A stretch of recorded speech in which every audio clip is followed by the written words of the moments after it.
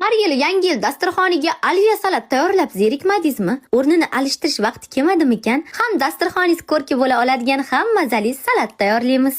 Birinchi bo'lib kerakli mahsulotlarni qaynatib pishirib olamiz. O'zimizga qulay idish ustidan strech paketlarimizni solib, ketidan qirg'ichdan o'tkazilgan qizilchalarimizni solib, ustini mayonezlab, ketidan kartoshkani ham solib, yana mayonez qilib, ustidan o'zimizga yoqqan sirlarni ham solib, yaxshilab mayonezlimizda ustini tekis qilib yopib olamiz.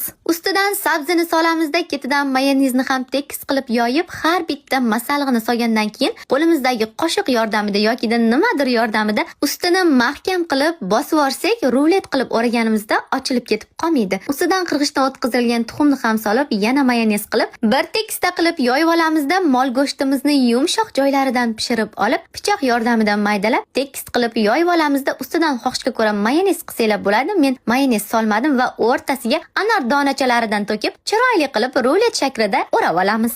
O'rayotganda bittada o'rashga harakat qilinglar, bo'lmasam teng ikkiga bo'linib ketadi. O'zim ham ozgina qiynaldim. Keyin yarim soatga xolodilnikka olib qo'yamiz. Salatimiz ustini xohishga ko'ra bezatib olamiz. Menda faqat anor donachalari bo'lganligi uchun shundan foydalandim. Bir marta bo'lsa ham albatta tayyorlab ko'ring. Sizga va oila a'zolaringizga yoqishligi aniq. Ana endi baho beringlarchi. Yoqsa kommentariyaga 5, yoqmasa 2 qo'yib ketaverasizlar. Xafa bo'lish yo'q.